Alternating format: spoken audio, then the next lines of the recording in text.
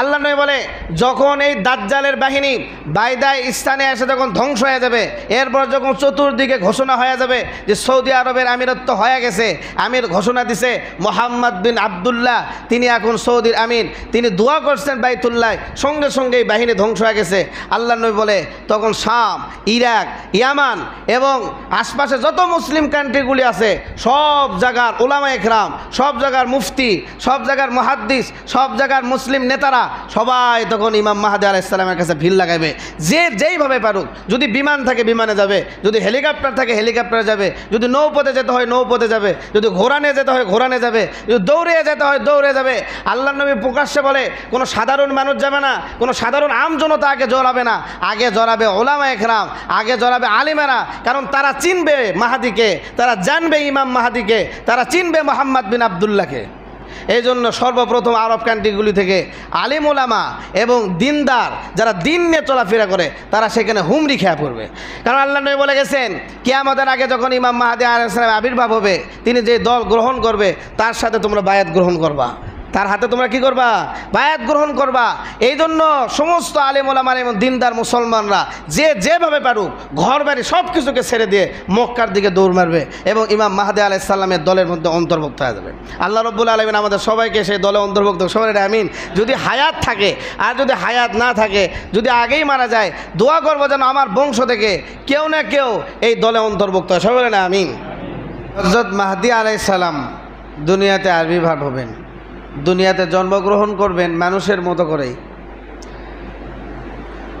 তিনি দুনিয়াতে মানুষের মতো করে জন্মগ্রহণ করবেন, মানুষের মতো করেই দুনিয়াতে লালিত পালিত হবে এবং বড় হবে, সংসার করবে, বিবাহ শাদী হবে, সবই হবে, মানে মানুষের মতোই সব হবে। তার পরিবার থাকবে, সব থাকবে, তিনি মানুষের মাঝে চলাফেরা করবে, সব কিছু মানুষের মতোই হবে। কিন্তু আল্লাহ রাব্বুল আলামিন যেমন নবীদেরকে দীর্ঘ 30, 35, 40 বছর পর নবুয়তের হুকুম দেয়, এর আগে নবীদেরকে কেউ চিনত না বা তাদের প্রকাশ ওই রকম বিস্তারিতভাবে ঘটতো না, ঠিক তেমন মাহদী আলাইহিস সালামও সমাজের মধ্যে চলাফেরা করবে, ভালো মানুষ হিসেবে পরিচিত লাভ করবে, সব কিছু হবে। কিন্তু আল্লাহ রাব্বুল আলামিন যে কিয়ামতের আগে যে সৈনিককে পাঠাবেন নবীজির ভবিষ্যৎবাণী, সেটা সেই সময় প্রকাশ পাবে না, কিন্তু পরবর্তীতে প্রকাশ হবে। তিনি হবে হযরত মাহদী আলাইহিস সালাম। তিনি পৃথিবীর সমস্ত কুসংস্কারকে ধ্বংস করে দিবে, মানুষের বানানো সমস্ত আইন কানুনকে ধ্বংস করে দিবে, মানুষের বানানো গণতন্ত্রকে ধ্বংস করে পুরা পৃথিবীতে খেলাফত প্রতিষ্ঠা করবে। ইসলামের শাসন হবে পুরা বিশ্বে, পৃথিবীর কোনো প্রান্তে আর জুলুম, অত্যাচার, ব্যভিচার, লুটপাট, চাঁদাবাজি এলা থাকবে না। হাদিসের ভাষ্য অনুযায়ী কিয়ামতের আগে যখন লুট, তারাজ, খুন, হত্যা, জুলুম, ব্যভিচারী এই সমস্ত জিনিস বেড়ে যাবে, যখন সাধারণ মানুষ যারা দিন নিয়ে চলতে পারে এইরকম মানুষ যখন অতিষ্ঠ হয়ে পড়বে, মানে বেঁচে থাকা অসম্ভব হয়ে যাবে, তখন হযরত মাহদী আলাইহিস সালাম দুনিয়াতে প্রকাশ নেবেন এবং তিনি পৃথিবীর মধ্যে ইনসাফের রাজত্ব প্রতিষ্ঠা করবেন, পুরা বিশ্বের মধ্যে ইসলামী শাসন প্রতিষ্ঠা করবেন। তো হযরত মাহদী আলাইহিস সালাম আল্লাহর নবীর ভবিষ্যৎবাণী অনুযায়ী তিনি শেষ জামানায় পৃথিবীতে আগমন করবেন, মানুষের মতো করে জন্মগ্রহণ করে বড় হবেন, কিন্তু পরবর্তীতে আল্লাহ রাব্বুল আলামিন তাকে ইসলামের খেদমতে ইসলামের আমির হিসেবে নিযুক্ত করে দেবেন। হযরত মাহদী আলাইহিস সালাম নবী না, তিনি নবী হিসেবে আসবেন না, তিনি আল্লাহর নবী মুহাম্মদুর রাসূলুল্লাহ সাল্লাল্লাহু আলাইহি ওয়াসাল্লামের উম্মত হয়ে আসবেন। উম্মতি, তিনি কি উম্মত, তিনি নবী না। তিনি নবী এ ব্যাপারে ইয়াকিন করা বা বিশ্বাস করা ঈমান চলে যাবে, কারণ আল্লাহর নবী মুহাম্মদুর রাসূলুল্লাহ সাল্লাল্লাহু আলাইহি ওয়াসাল্লাম ঘোষণা করছেন আনা খাতামুন নাবিয়িন লা নাবিয়্যা বাদি, আমি শেষ নবী, আমার পরে আর কোনো নবী আসবে না। এটা দ্বারা পরিষ্কার যে হযরত মাহদী আলাইহিস সালাম নবী হিসাবে আসবেন না, তিনি উম্মত হিসাবেই প্রতিষ্ঠিত হবেন, উম্মত হিসাবেই বড় হবেন, কিন্তু উম্মতের মধ্যে আল্লাহ রাব্বুল আলামিন তাকে মর্যাদা দিবেন, তাকে শ্রেষ্ঠত্ব দান করবেন। তিনি হবেন উম্মতে মুহাম্মাদের আমির এবং তিনি হবে সর্দার, তিনি হবে বিশ্বমঞ্চে ইসলামী রাজনীতি, ইসলামী খেলাফত প্রতিষ্ঠাতার আমির। এজন্য তিনি নবী না, তিনি হবে আমাদের নবী মুহাম্মদ রাসূলুল্লাহ সাল্লাল্লাহু আলাইহি ওয়াসাল্লামের উম্মত। তো মাহদী আলাইহিস সালামের নাম এবং পিতার নাম সব কিছু আল্লাহর নবী ভবিষ্যৎবাণীতে হাদিসে বলে গেছেন।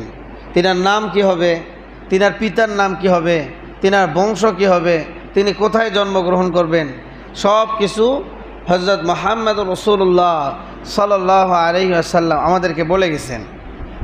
আন আব্দুল্লাহ রাদিয়াল্লাহু তাআলা আনহু قال قال رسول الله صلى الله عليه وسلم لا تذهب الدنيا حتى يملك العرب رجل من أهل بيتي يؤتي اسمه اسمي। হযরত আব্দুল্লাহ রাদিয়াল্লাহু তাআলা আনহু বলেন, আল্লাহ নবী মুহাম্মদুর রাসূলুল্লাহ সাল্লাল্লাহু আলাইহি ওয়াসাল্লাম বলেছেন, লা তাযহাবুদ দুনিয়া, দুনিয়া ধ্বংস হবে না। দুনিয়া ধ্বংস হবে না মানে কিয়ামত হবে না। হাত্তা ইয়ামলিকাল আরাবা রাজুলুন মিন আহলি বাইতি,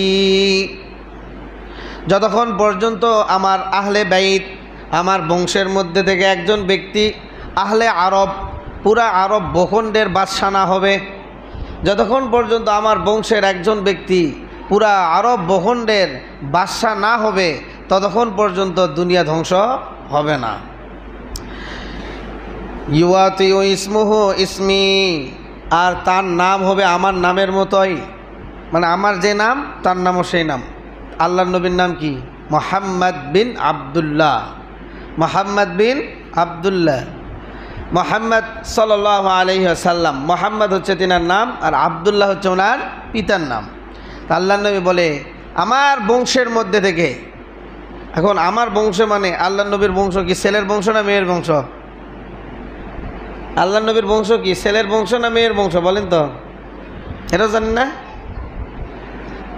ছেলের বংশ না মেয়ের বংশ? মেয়ের বংশ। আল্লাহর নবীর ছেলে আছে না, তা ছেলের বংশ তো নেই। দুনিয়াতে যে বংশ আছে সৈয়দ নবীদের বংশ, সেটা কার দিক থেকে? মেয়ের দিক থেকে, ছেলের দিক থেকে বংশ না। তাহলে বোঝা যায় ছেলের দিক থেকে যেমন বংশ হয়, মেয়ের দিক থেকেও কি হয়? বংশ হয়। বুঝেননি? ছেলের দিকে যেমন বংশের পরিচয় দেওয়া যায়, মেয়ের দিকে যদি কোনো সন্তান প্রতিষ্ঠিত হয়, মেয়ের দিক দিয়ে যদি কোনো সন্তান মুখ উজ্জ্বল করে, তাহলে মেয়ের দিক দিয়েও বংশের পরিচয় দেওয়া যায়। কারণ আল্লাহর নবী বলছে আমার আহলে বাইত, আমার পরিবার থেকে। তাহলে আমার পরিবার মানে হযরত ফাতেমা রাদিয়াল্লাহু তাআলা আনহার বংশধর, হযরত আলী রাদিয়াল্লাহু তাআলা আনহুর বংশ থেকে। হযরত ফাতেমা রাদিয়াল্লাহু তাআলা আনহা এবং হযরত আলী রাদিয়াল্লাহু তাআলা আনহুর বংশ থেকেই এই ব্যক্তি জন্মগ্রহণ করবে। তিনি হযরত মুহাম্মদ রাসূলুল্লাহ সাল্লাল্লাহু আলাইহি ওয়াসাল্লামের নামে নামকরণ করা হবে তিনার। আল্লাহ নবী বলে কিয়ামত হবে না যতক্ষণ পর্যন্ত আমার এই পরিবারের একজন ব্যক্তি যার নাম আমার নামের মতোই হবে, তিনি যতক্ষণ পর্যন্ত মুলকে আরবের বাদশা না হবে, ততক্ষণ পর্যন্ত কিয়ামত হবে না। আন উম্মে সালমা রাদিয়াল্লাহু তাআলা আনহা قالت سمعت رسول الله صلى الله عليه وسلم يقول المهدي من عترتي من ولد فاطمة। হযরত উম্মে সালমা রাদিয়াল্লাহু তাআলা আনহা বলেন যে আল্লাহর নবী মুহাম্মদুর রাসূলুল্লাহ সাল্লাল্লাহু আলাইহি ওয়াসাল্লাম বলেন যে মাহদি যে আসবে, মাহদি, এ মাহদি আমার বংশের মধ্যে থেকে হবে, অর্থাৎ আমার খানদান। সে খানদানের নামও বলে দিল, কারণ আল্লাহর নবীর তো খানদান ছেলের বংশ থেকে হয়নি, মেয়ের বংশ থেকে। এই জন্য আল্লাহর নবী সেটাও বলে দিলেন মিউবুলদি ফাতেমা, আমার কলিজার টুকরা ফাতেমার সন্তানদের মধ্যে থেকেই হবে, মানে আমার মেয়ের বংশ থেকে জন্মগ্রহণ করবে, আমার মেয়ের বংশ থেকে জন্মগ্রহণ করবে মাহদি। তাহলে ইমাম মাহদি হযরত ফাতেমা রাদিয়াল্লাহু তাআলা আনহার বংশ থেকে জন্মগ্রহণ করবে। তিনার নাম হবে মুহাম্মদ, তিনার নাম হবে কি? মুহাম্মদ। এবং তিনার পিতার নাম হবে আব্দুল্লাহ। আন আব্দুল্লাহ রাদিয়াল্লাহু তাআলা আনহু আনিন নবী ক্বালা লাউ লাম ইয়াবকি মিনাদ দুনিয়া ইল্লা ইয়াওমান ক্বালা যায়দাতু লাতাওয়ালাল্লাহু যালিকাল ইয়াওমা হাত্তা ইয়াবাসা রাজুলান মিন্নি আও মিন আহলি বাইতি ইউয়াতি ইসমুহু ইসমি ওয়া ইসমু আবিহি ইসমু আবিহি।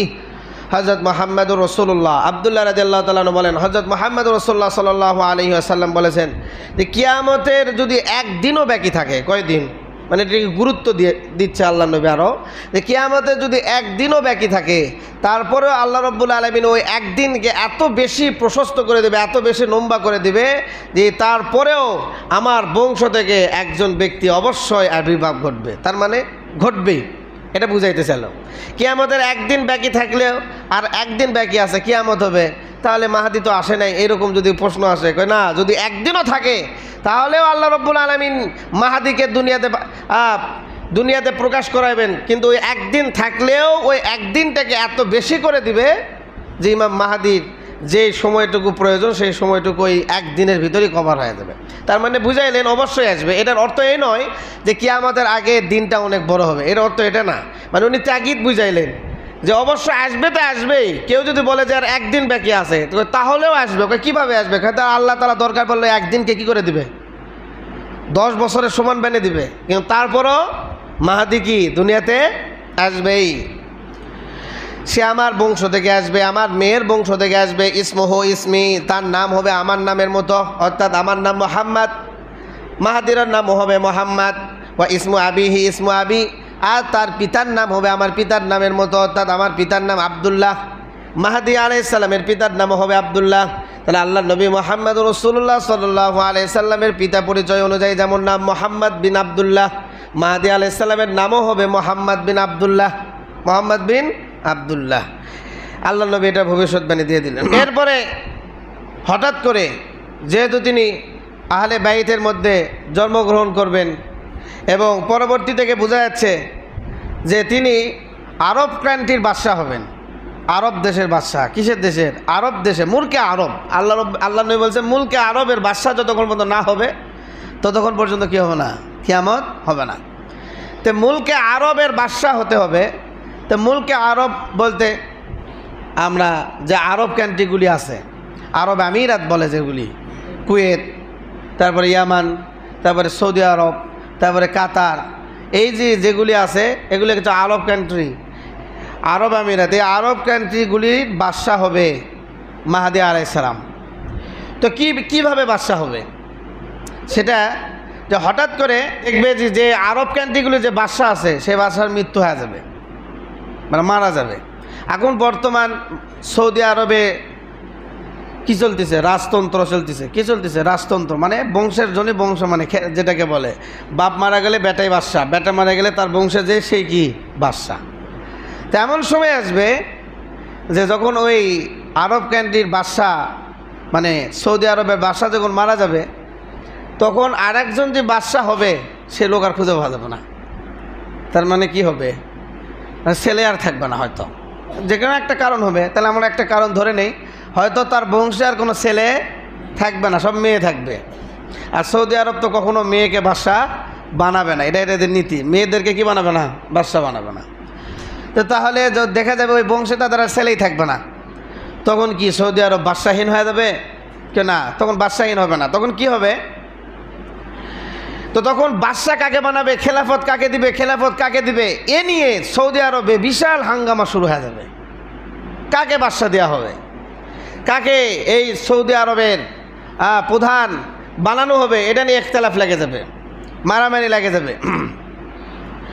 ওই সময় কেমন প্রসিদ্ধ হবে এবং কেমন ভালো মানুষ হবে? মাহাদি আলাইহিস সালাম মদিনা থেকে মক্কায় আসবেন। সেই সময় মক্কার লোকেরা মাহাদি আলাইহিস সালামকে ঘর থেকে বের করে আল্লাহর ঘর বাইতুল্লাহ, অর্থাৎ বাইতুল্লাহ, মাকামে ইব্রাহিম এবং হাজরে আসওয়াদ পাথর যেটা আছে, এই পাথর এবং মাকামে ইব্রাহিমের মাঝখানে তিনাকে বসায়া সৌদি আরবের সমস্ত লোক, প্রধান প্রধান ব্যক্তিরা হযরত মাহাদি আলাইহিস সালামের হাতে বায়াত নিয়ে তাকেই সৌদি আরবের প্রধান বানিয়ে দেবে। আল্লাহু আকবার। তো তখন লোক খুঁজে পাবে না কাকে বানাবে, কাকে কিভাবে সৃষ্টি করবে, মানে একটা ফিতনা সৃষ্টি হয়ে যাবে। তো এই ফিতনা থেকে বাঁচার জন্য লোক খুঁজে পাবে না। তখন সবাই মাহাদি আলাইহিস সালামকেই প্রধান করে আমির হিসাবে, সৌদি আরবের বাদশাহ হিসাবে তিনাকে নিযুক্ত করে দিবেন এবং তিনার হাতে সবাই বায়াত হবেন। তিনার হাতে কী হবেন? মুরিদ হবেন, বায়াত হবেন।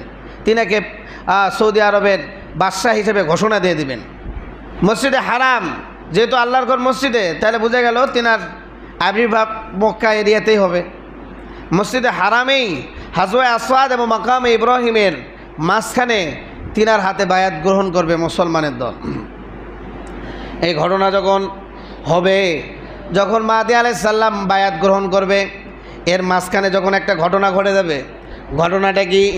যখন পুরো বিশ্বের মধ্যে খবর হয়ে যাবে যে সৌদি আরবের বাদশা এখন নেই, সৌদি আরবের বাদশা এখন কি নেই, এখন তো সৌদি আরবের বাদশা নেই, তাহলে কি হবে?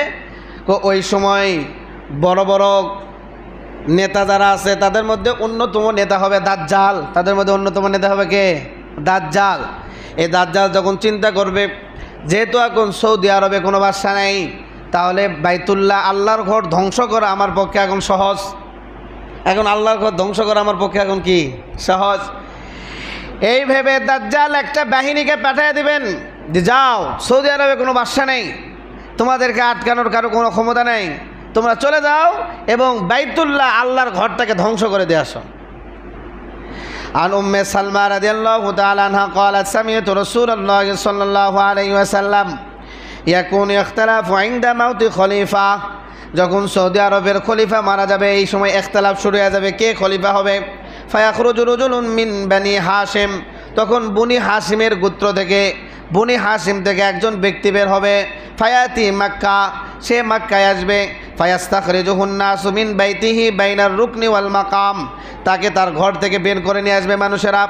আনার পরে বাইনার রুকনি ওয়াল মাকাম, মাকামে ইব্রাহিম এবং হাজরে আসওয়াদ পাথরের মাঝখানে তাকে বসাইয়া ফায়ুজাহাজু ইলাইহি জাইশুন মিনাশ শামি হাত্তা ইদা কানু বিল বাইদাই খুসিবা বিহিম, যখন তার হাতে বায়াত গ্রহণ করবে সেই সময় এক দল শাম থেকে, আমি গত 2 জুমায় আলোচনা করছিলাম যে শামের যুদ্ধ হবে, মুসলমানদের সাথে শামে যুদ্ধ হবে, আর শামে যুদ্ধ হওয়ার পরে শাম থেকে মুসলমানরা তুর্কিতে যে তুর্কি বিজয় করবে, আর এর মাঝখানে শামের মধ্যে আবার দাজ্জাল কি হবে প্রকাশ পাবে। আল্লাহ নবী বলে শাম থেকে একদল মক্কা ধ্বংস করার জন্য আসবে, তার মানে দাজ্জালের এক বাহিনী মক্কা ধ্বংস করার জন্য পাঠিয়ে দেবে। আল্লাহ রাব্বুল আলামিন যখন আল্লাহর ঘরকে ধ্বংস করার জন্য দাজ্জাল তার বাহিনীকে পাঠাইবে, এইদিকে ইমাম মাহাদি আলাইহিস সালাম বায়াত গ্রহণ করছে সামান্য কিছু মুসলমান, তার সংখ্যা হবে খুবই নগণ্য, অল্প কিছু সংখ্যক। তারা তো দাজ্জালের এই বড় বাহিনীর সাথে যুদ্ধ করতে পারবে না, যুদ্ধ করতে কি পারবে না। আল্লাহ রাব্বুল আলামিনের কাছে তারা তখন দোয়া করবে, অর্থাৎ আল্লাহর ঘর বাইতুল্লাহর কাছে হাত যা তারা মুনাজাত করে আল্লাহর কাছে দোয়া করবে। আল্লাহ রাব্বুল আলামিন ইমাম মাহদি আলাইহিস সালামের দোয়াকে কবুল করবে। কবুল করার কারণে আল্লাহর হাবিব বলেন হাত্তা ইদা কানু বিল বাইদাই, মদিনার একটা জায়গা আছে যে জায়গার নাম বাইদা, যে জায়গার নাম কি বাইদা, কিন্তু এটা স্থান সঠিকভাবে কোনো জায়গায় বলা নাই। আমি ChatGPT-তে সার্চ দিছি, গুগলেও সার্চ দিছি, সব জায়গায় সার্চ দিছি, কিন্তু বাইদা কোন জায়গা এটা সঠিক স্থান গুগলও বলতে পারে না, এআইও বলতে পারে না। বর্তমান যিনি এখন প্রসিদ্ধ এআইও বলতে পারে না যে বাইদা এখন কোথায়। তো ChatGPT-র উত্তর হচ্ছে বাইদা মদিনারই অন্তর্ভুক্ত কোনো একটা স্থান, যেটার নাম খোলা একটা জায়গা, যেটা এখন শহর এবং রাস্তার মাঝখানে ঢুকে গেছে। কিন্তু বাইদা যে একটা নির্দিষ্ট স্থান হবে এটা আল্লাহ নবী হাদিসে যেহেতু স্পষ্ট করে দিছে, তো বাইদা একটা স্থান হবে যেটা মদিনার মানে মক্কার ভিতরেই আশেপাশেই। সেই জায়গাতে যখন এই দল আসবে আল্লাহ রাব্বুল আলামিনের মাধ্যমে, আল্লাহ রাব্বুল আলামিন গজবের মাধ্যমে ধ্বংস করে দেবেন, জমিন ধসে দেবেন। বাইদা স্থানে আসার সঙ্গে সঙ্গে তারা জমিনের ভিতরে চলে যাবে, জমিনের ভিতরে চলে যাবে, ধ্বংস হয়ে যাবে, জমিনের ভিতরে ঢুকে যাবে। তাহলে ইমাম মাহদি আলাইহিস সালাম বায়াত গ্রহণ করাইবেন কোথায়? মসজিদে হেরামে, হাজরে আসওয়াদ এবং মাকামে ইব্রাহিমের মাঝখানে। তাকে কে বানাবে? তিনি কি নিজে নিজে আমির ঘোষণা করবে নাকি তাকে জনগণে আনে বানাইবে? তো খেলাফত এবং আমিরত্বের এটা দেখো বোঝা যায় যে যেমন আল্লাহর নবী খেলাফত নিজে নিজে কেউ হয় নাই, জনগণ বানাইছে। জনগণ কি আবু বকর নিজে নিজে খেলাফত নিছে না আল্লাহর নবী বলে গেছে, তারপরে উম্মতরা জোর করে দিছে? হইতে চায় নাই। উমরকে বানাইছে উম্মত, ওসমানকে বানাইছে উম্মত, আলীকে বানাইছে উম্মত। তো খেলাফত নিজে নিজে হওয়া যায় না, নিজে নিজে খেলাফতের আমির হওয়া যায় না। আমির হতে হলে কি লাগে? জনগণের রায় লাগে, জনগণ মিলে তাকে কি বানাতে হবে? আমির বানাতে হবে। এবং ইমাম মাহদি আলাইহিস সালামের এই ঘটনা থেকেও পরিষ্কার হচ্ছে যে মাহদি আলাইহিস সালাম নিজে নিজে বলে নাই যে যেহেতু সৌদি আরবে আর কোনো বাদশা নাই, খেলাফত যেহেতু নাই, তাহলে আমি নিজে নিজে এখন আমির ঘোষণা করলাম, এটা বলছে না। আল্লাহ নবী পরিষ্কার বলতেছে যে ঘরের ভিতরে থাকবে তাকে মানুষেরা বের করে নিয়ে আসবে, নিয়ে এসে তার হাতে বায়াত হবে এবং তাকে বাদশাহী দান করবে, তিনি তাকে আমির বানিয়ে দিবে। তাহলে ইসলাম নিজে নিজে আমির হওয়াটাকে কি করে না? গ্রহণ করে না। কিন্তু এটা নিয়ে তো বাংলাদেশে ফিতনা হয়ে গেছে, হয় নাই? যেমন হইতেছে দাওয়াতে তাবলীগের যে মেহনত, এই মেহনতের যে ফাটল, এই ফাটলের মেন কারণই হচ্ছে নিজে নিজে আমির হওয়া। কি হওয়া? নিজে নিজে আমির হওয়া। মৌলানা সাদ সাহেব, আল্লাহ তাআলা তাকে হেদায়েত দান করুন, তিনি নিজে নিজে নিজেকে আমির দাবি করছে যে আমাকে যে আমির মানবে না তাই কাফের। এখন ওনাকে যে কি আমির বানাইছে এটা এআইও জানে না, মানে চ্যাট জিপিও বলতে পারবে না যে সাদ সাহেবকে আমিরটা বানালো কে। আর এটা নিয়েই আলিম ওলামাদের মধ্যে ফিতনা যে ইসলাম কখনো নিজের আমিরত্বকে গ্রহণ করে না, অতএব সাদ সাহেব যেহেতু নিজে নিজে আমির হয়েছে এটাকেও আমরা মানতে পারবো না। এই জন্য বাংলাদেশে দিনাকে আসতে যায় না, কিন্তু কিছু জনগণ আছে বেশি বুঝে, মনে করেন উনি সঠিক, এই জন্য ওনাকে পিছনে দৌড়াইতেছে, দৌড়াতে দৌড়াতে কিয়ামতের দিকে চলে যাবে। আল্লাহ তাআলা তাদেরকে হেফাজত করে, সবাই না আমিন। তাহলে ইসলাম নিজের আমিরত্বকে গ্রহণ করে না, এটা আবার প্রমাণ করে দিল মাহদী আলাইহিস সালামের এই হাদিস অনুযায়ী। আল্লাহ নবী বলে যে নিজে নিজে না, তাকে জনগণ বের করে আনবে এবং তারপর সে কি হবে? বাদশাহী হবে। তো বাদশাহ হওয়ার পরে যখন দেখবে যে দাজ্জাল এক দলকে পাঠিয়ে দিচ্ছে কাবা ঘর ধ্বংস করার জন্য, তখন তার কাছে তো অল্প লোক থাকবে। কি থাকবে? অল্প লোক। তার এই অল্প লোক নিয়ে দাজ্জালের ওই বাহিনীর সাথে তো যুদ্ধ করতে পারবে না। এই জন্য কাবার কাছে যা আল্লাহ তাআলার কাছে দোয়া করবে, তো আল্লাহ তাআলা তার দোয়া কবুল করে এই দাজ্জালের ওই বাহিনীকে কী করে দিবে? ধ্বংস করে দিবে, জমিনের সাথে মিশে দিবে, জমিনের সাথে একবারে ধ্বংস করে দিবে। আর এটার দ্বারা ইমাম মাহদী আলাইহিস সালামের আরও প্রমাণটা মানুষের মধ্যে কী হয়ে যাবে? প্রকাশ পাওয়া যাবে। এরপরে আল্লাহ নবী বলে যখন এই দাজ্জালের বাহিনী বাইদায় স্থানে এসে যখন ধ্বংস হয়ে যাবে, এরপর যখন চতুর্দিকে ঘোষণা হয়ে যাবে যে সৌদি আরবের আমিরত্ব হয়ে গেছে, আমির ঘোষণা দিছে মোহাম্মদ বিন আবদুল্লাহ, তিনি এখন সৌদির আমির, তিনি দোয়া করছেন বাইতুল্লাহ, সঙ্গে সঙ্গে এই বাহিনী ধ্বংস হয়ে গেছে।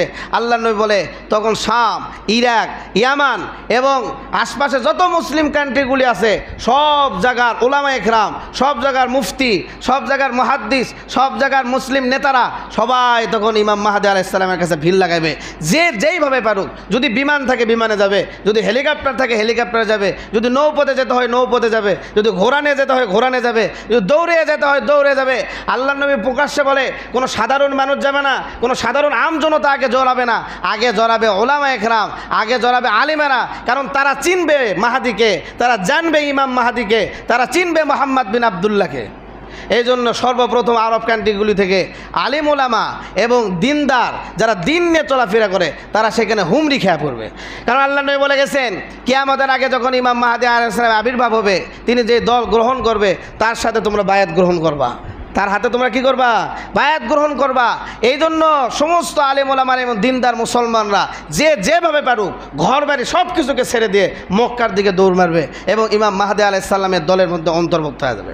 আল্লাহ রাব্বুল আলামিন আমাদের সবাইকে সেই দলে অন্তর্ভুক্ত, সবাই আমিন। যদি হায়াত থাকে, আর যদি হায়াত না থাকে, যদি আগেই মারা যায়, দোয়া করবো যেন আমার বংশ থেকে কেউ না কেউ এই দলে অন্তর্ভুক্ত হয়, সবাই আমিন।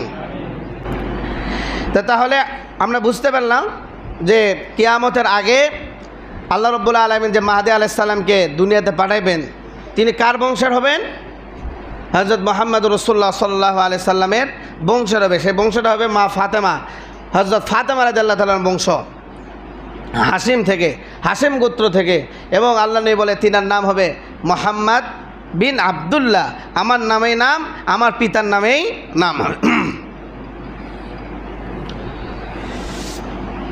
তো এই যে লস্কর যেটা দাজ্জাল, এই দাজ্জাল যে বাহিনীটাকে পাঠাইবে, এই বাহিনী আসার সঙ্গে যে ধ্বংস হয়ে যাবে, এই ধ্বংস হয়ে যাওয়ার কারণে সবাই ধ্বংস হবে। ধ্বংস হয়ে একজন বাঁচবে, কয়জন? আন হাফসা রাদিয়াল্লাহু তাআলা, হযরত হাফসা রাদিয়াল্লাহু তাআলা আনহা বলেন যে আমি নবী করিম সাল্লাল্লাহু আলাইহি ওয়াসাল্লাম থেকে শুনেছি যে আল্লাহর ঘর ধ্বংস করার জন্য যে লস্কর শাম থেকে আসবে, যখন বাইদা স্থানে আসবে তখন তারা ধ্বংস হয়ে যাবে, তাদেরকে আল্লাহ তাআলা জমিন ধসে দিয়ে দিবেন। তো একজন এই পারের লোক ওই পারের লোককে বলবে ভাই আমাকে না বাঁচাও, ভাই আমাকে না বাঁচাও। আল্লাহ নবী বলে একে অপরের কাছে সাহায্য চাইবে, কিন্তু কেউ কাউকে সাহায্য করতে পারবে না, সবাই মারা যাবে। সবাই কে হয়ে যাবে? জমিন ধসে মারা যাবে, কেউ কাউকে বাঁচাতে পারবে না। ওই জায়গার মধ্যে থেকে একজন বেঁচে থাকবে। কয়জন? একজন বেঁচে থাকবে, একজন বেঁচে থাকবে, আর সে চলে যাবে আবার ওপাশ যাবে, মানে ফিরে যাবে। যাওয়ার পরে দাজ্জালক যা ঘোষণা দিবে, মানুষদেরকে ঘোষণা দিবে যে খবর হয়ে গেছে। খবর কি? কয়তো যে সৌদি আরবে তো বাদশা ছিল না, এই বলে তো আমাদেরকে পাঠাইছিল ধ্বংস করার জন্য, কিন্তু যে গজবে আমরা পতিত হয়েছি এটার দ্বারা প্রমাণ হয়ে যায় যে সত্য এখন কি এসে গেছে, সত্য এসে গেছে। ইনি পুরা এলাকায় যাতে ঘোষণা দেবে যে যিনি আসার কথা তিনি এসে গেছে, এখন আর তার সাথে যুদ্ধ করা যাবে না। এরপরে শুরু হবে আসল যুদ্ধ, অর্থাৎ দাজ্জাল এবং মাহদী আলাইহিস সালামের কি যুদ্ধ। আর এর সাথে যোগ দেবে আরেকজন সৈনিক, তিনি হচ্ছেন হযরত ঈসা আলাইহিস সালাম। যাই হোক, সেই ঘটনা সামনে আসবে। তো আমরা যেটুকু জানতে পারলাম, এখন আরও মাহাদি সম্পর্কে আরও তথ্য আছে, সেগুলি আজকে আর বলা সম্ভব না, যেহেতু সময় শেষ হয়ে গেছে। তো আজকের আলোচনায় আমরা যতটুকু জানতে পারলাম যে হযরত মাহদী আলাইহিস সালাম সৌদিয়া ভূখণ্ডে কী হবে, জন্মগ্রহণ করবে, সৌদি ভূখণ্ডে জন্মগ্রহণ করবে, এবং তিনার নাম হবে মুহাম্মদ, তিনার পিতার নাম হবে আবদুল্লাহ। তিনি ফাতেমা রাদিয়াল্লাহু তাআলা আনহার বংশে হবেন, হাশিমি গোত্র থেকে। কি গোত্র? হাশিমি গোত্র থেকে হবেন। এবং তিনি স্বাভাবিক মানুষের মতোই জীবনযাপন করবেন, এবং জীবনযাপন করে বড় হবেন, প্রসিদ্ধ লাভ করবে মানুষের মাঝে ভালো মানুষ হিসাবে। কি মানুষ হিসাবে? ভালো মানুষ হিসাবে। না প্রসিদ্ধ হলে মানুষ কি নিয়ে আসে নেতা বানিয়ে দিবে? অবশ্যই ভালো মানুষ হিসেবে প্রসিদ্ধ হবে। যেমন মুহাম্মদ রাসূলুল্লাহ সাল্লাল্লাহু আলাইহি সাল্লাম ওই যুগে মক্কার মধ্যে আলামিন নামে প্রসিদ্ধ হয়ে গেছিল, ঠিক তেমন মাহদী আলাইহিস সালাম ওই সময় জনগণের মাঝে ব্যাপক ভালো মানুষ হিসেবে প্রসিদ্ধ লাভ করবে। যার কারণে যখন সৌদি আরব থেকে বাদশাহিত্ব যখন হারে যাবে, খেলাফত যখন ধ্বংস হয়ে যাবে, যখন ইখতিলাফ শুরু হয়ে যাবে মানুষের মধ্যে আর কে খলিফা হবে, সেই সময় মানুষেরাই নিজেরাই মাহদী আলাইহিস সালামকে ঘর থেকে টেনে বের করে হেরাম শরীফে নিয়ে আসে, মাকামে ইব্রাহিম এবং হজরে আসওয়াদের মাঝখানে তিনাকে বসে তেনার হাতে বায়াত গ্রহণ করে তিনাকে নেতা হিসেবে গ্রহণ করবেন। তারপর থেকে পুরা বিশ্ব জানতে পারবে যে এখন সৌদি ভূখণ্ডের বাদশাকে মুহাম্মদ বিন আবদুল্লাহ। তখন শুরু হবে বিশ্বের মধ্যে নতুন যুদ্ধ, নতুন মহাযুদ্ধ। ইতিপূর্বে যেই যুদ্ধ গেছে, প্রথম বিশ্বযুদ্ধ আর বলেন, আর দ্বিতীয় বিশ্বযুদ্ধ বলেন, আর তৃতীয় বিশ্বযুদ্ধ হয়ও, যতই যুদ্ধ হোক না কেন, সব থেকে ভয়ানক যুদ্ধ হবে যেটা হযরত মাহদী আলাইহিস সালাম আসার পরে যে যুদ্ধ সংগঠিত হবে পুরা বিশ্বের সাথে, অর্থাৎ পুরা কুফফারদের সাথে, পুরা ফাসিকদের সাথে, পুরা বাতিলদের সাথে, যারা আল্লাহর অস্তিত্বকে অস্বীকার করবে, যারা মুহাম্মদ রাসূলুল্লাহ সাল্লাল্লাহু আলাইহি সাল্লামের ধর্মকে অস্বীকার করবে, এদের সাথে যে যুদ্ধ হবে, সেই যুদ্ধ হবে বিশ্বের সব থেকে মহাযুদ্ধ। যে যুদ্ধের পূর্বে আগে কেউ যুদ্ধ দেখে নাই, পরেও কেউ যুদ্ধ দেখে নাই। আগের সপ্তাহের হাদিস অনুযায়ী পরের সপ্তাহের হাদিসে মিল পাওয়া যায়। আগের সপ্তাহের হাদিসে আল্লাহর নবী যেমন বলছিলেন যে শামে যখন রোমেরা, খ্রিস্টানরা যখন শামে অর্থাৎ সিরিয়াতে যায় যখন অবস্থান করবে মুসলমানদের সাথে, শামদের সাথে যুদ্ধ করার জন্য, এই সময় মক্কা থেকে এক দল আসবে, যে দল আসে শামের বাহিনীর সাথে যুদ্ধ করবে, যুদ্ধ করে বিজয় লাভ করবে। এখন বলেন মক্কা থেকে যে বাহিনী আসবে, সেই বাহিনী আল্লাহর নবী বলে ওই সময়ের মধ্যে, ওই সময় ওই বাহিনীর মতো আর কোনো বাহিনী পৃথিবীতে হবে না। তাদের শক্তি, তাদের বুদ্ধি, তাদের জ্ঞান, তা সব কিছুতে তারা এগিয়ে থাকবে। ওই বাহিনী আসবে মক্কা থেকে। এখন বলেন মক্কা থেকে যে বাহিনী আসবে, এটা কার নেতৃত্বে আসবে? পরে হাদিসটা জোড়া লাগে, বুঝলেন না? তাহলে মক্কা থেকে যদি আসে আর শামেই যদি আসে, তাহলে কার নেতৃত্বে আসবে? হযরত মাহদী আলাইহিস সালামের নেতৃত্বে আসবে। আর মাহদী আলাইহিস সালামের নেতৃত্বে মক্কা থেকে যে বাহিনী শামে আসে, মুসলমানরা খ্রিস্টানদের সাথে যে যুদ্ধ হবে মহাযুদ্ধ 4 দিন, তার মধ্যে 3 দিনই মানুষ মারা যাবে, 99% মানুষ মারা যাবে। 1000 মুসলমানের মধ্যে একজন মুসলমান বেঁচে থাকবে। কারো বাপ যদি 6টা সন্তানকে যুদ্ধে নিয়ে যায়, তাহলে একজন বেঁচে থাকবে। এইরকম মহাযুদ্ধ হাদিসে আরও পরিষ্কার বলে, একটা পাখি যদি উড়তে শুরু করে লাশের শুরু থেকে, তো ওই পাখি উড়তে উড়তে চিন্তা করবে যে আমি কোন জায়গায় নামবো। এই নামার চিন্তা করতে করতে করতে পাখি মারা যাবে, তারপর নামার জায়গায় পাবে না, এত লাশ হবে। মানুষ তাহলে কত মারা যাবে? ইতিপূর্বে এইরকম যুদ্ধ আর কেউ দেখে নাই। যে যুদ্ধ মক্কা থেকে দল এসে হযরত মাহদী আলাইহিস সালামের নেতৃত্বে যুদ্ধ হবে, এরপরেই ইসলামী ইমারত কায়েম হবে, অর্থাৎ এরপরে দাজ্জালের সাথে আবার যুদ্ধ হবে। দাজ্জালকে হযরত ঈসা আলাইহিস সালাম আবার পরাজিত করবেন। তার আগেই মাহদী আলাইহিস সালামের বিজয় হয়ে মাহদী আলাইহিস সালাম প্রতিষ্ঠা করবেন, দিন কায়েম করবেন, ইসলামী ইমারত প্রতিষ্ঠা করবেন। হাদিসের মাধ্যমে জানা যায় 7 থেকে 9 বছর হযরত মাহদী আলাইহিস সালামের ইসলামী রাজত্ব থাকবে পৃথিবীর মধ্যে। এরপরে তিনি ইন্তেকাল করবেন।